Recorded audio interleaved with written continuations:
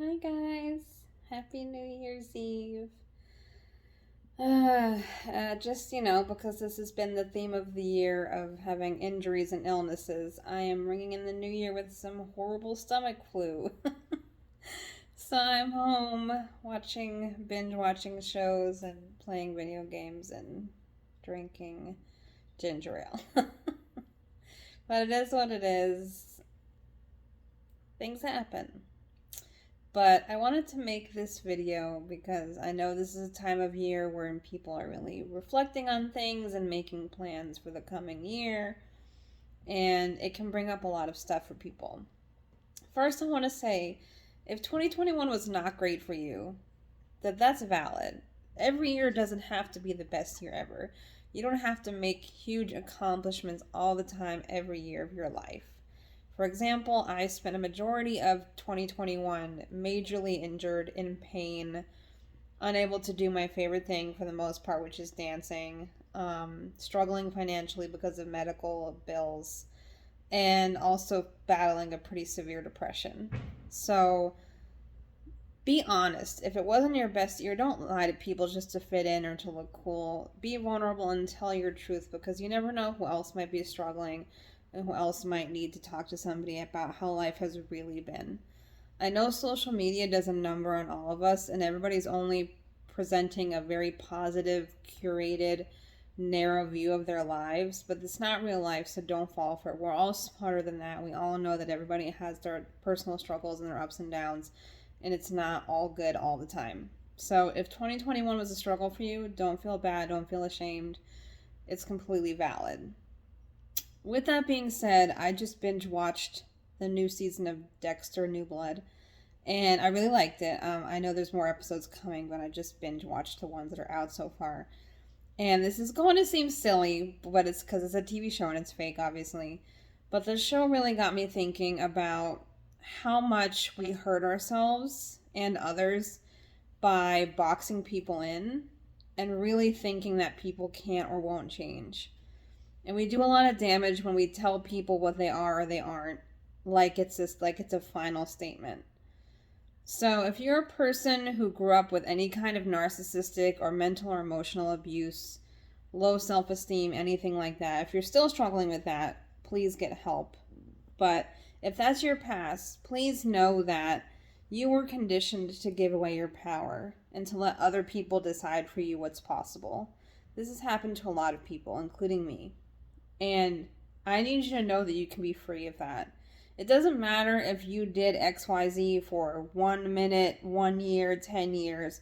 If you've decided you don't want to do that anymore, you have that power and that freedom. You're an adult, and a lot of us are moving through adulthood like we're powerless children still. We're still stuck at some age when some trauma happened in our childhood. And we're, in our 30s acting like we're 13 or 15 and we're powerless. And that's why the world is hurting so much. Because so many of us don't know our own worth, our own power, and we don't have our own minds. Because sometimes it is easier to go along, right, and let other people decide for us, but we pay a really heavy price, which is authenticity, and living an authentic life and an honest life. So, the reason I'm bringing up Dexter is because obviously the theme of the show is he's been told since he was very young that he's horrible and he's a monster and all these things. And he just takes this mantra at face value and he adopts it. He doesn't really challenge it. He just goes with it and he accepts it. And he lets other people decide for him what's true for him. So many of us are doing that subconsciously and we don't even realize it. Maybe you were told you were ugly when you were younger, or you were, not athletic, or whatever story you have. And you've carried that for 10, 15, 20 years just because one or two, jerks along the way made a snap judgment about you. You've clung to that as part of your identity. And maybe you're not athletic, maybe you're not the best looking person. And that's okay if that's what you've decided and if you've made peace with it. But don't let other people decide for you what's true for you or what's possible for you. Please.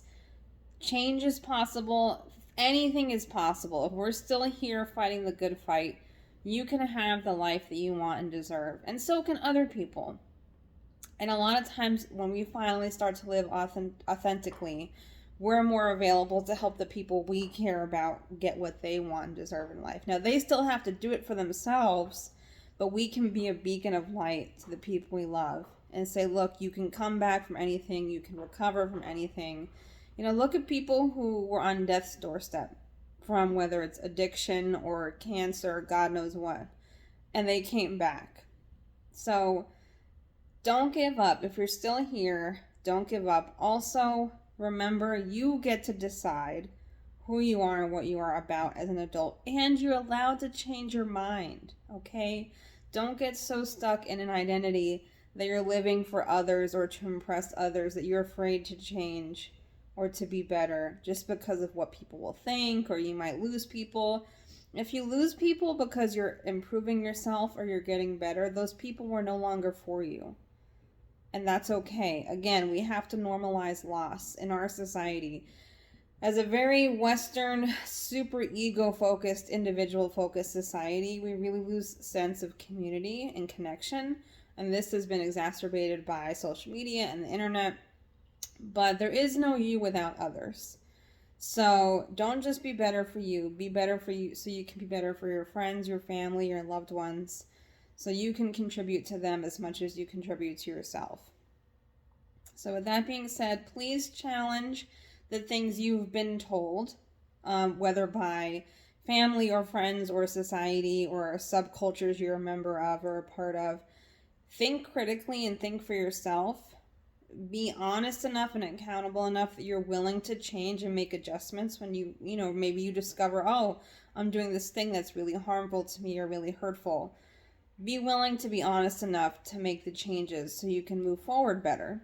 And when you fall back, because we all do, I have a lot of people that know I've done personal development courses like Landmark, and I've done years of therapy and everything, so they think I'm supposed to be some like holier than thou perfect human. No.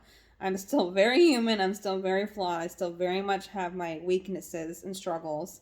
I just have better tools so that when these things come up, I recover faster. But I do falter. Anyone who's human and has a pulse does. So give yourself permission to falter, to make mistakes, but also think critically, challenge what you know. If it doesn't feel right, go with that. Explore that feeling. Growing up, I always knew something was really off with my family dynamic. I knew the narcissistic abuse and emotional abuse I was experiencing was wrong. I didn't have an example of what was right, but my instincts, my soul deep instincts knew it wasn't right. And I was determined to find the right path. And it was very rocky and it took what it took. But I got there. So listen to the little voice in your head when things don't feel right, when people try to manipulate you or tell you they know what's better for you than you. Don't engage that. You can be polite. A lot of times people are meaning well and they do want to contribute to you. But at the end of the day, no one is ever going to know what's better for you than you. The only case that's not true is if you've been subjected to so much abuse and manipulation or humiliation for your own needs. You may need to do a lot of soul searching first. You might need therapy to reestablish sense of self and self-esteem and to discover who you are. I've met people who are so abused and traumatized, they didn't even know what their favorite activities were or what made them feel good with intimacy because they had never been allowed to express authentically themselves. So that might be you. So if that's the case, the first step is you have to get back in touch with you and you're going to have to discover who you are. But it's all a journey that's worth it because none of us should be living for others. We shouldn't be living to impress others. We shouldn't be letting other people decide what's possible for us, who we are, what's true for us. And only we can make sure, again, no one's coming to save us. Only we can make sure that we do that. So this is your invitation to do that. You don't need my permission, obviously, but know that there are people out there that want you to have the life that you deserve, that aren't trying to do something for their own gain or advantage with you. Find those people and surround yourself with those types of people. It will be difficult at first, again, if you have the kind of background that I have. But those people are out there. And it will force you to go into new experiences and new areas which is, again, going outside your comfort zone, which is expanding yourself, which is the whole reason we're here. If you're not learning and growing until the day you die, you're not fulfilling your purpose as a human. We're all here to learn and expand and to contribute to others. And there's no reason that we should stop, engaging our minds in our 30s, 40s, 50s. Like, I mean, I certainly hope I'm still reading books and learning and meeting new people and meeting new cultures and things well into my 60s and 70s. That's what life is all about. It's about experience and connection and learning. So just because you're not in a conventional school setting doesn't mean that life doesn't have plenty of wonderful things still to teach you. So this is a call to everybody. Live authentically and decide for yourself. It's really hard to do in a world where there's so many people who are trying to use us for their own means or their own gain, or who benefit from us feeling doubtful or uncertain or being manipulated by them.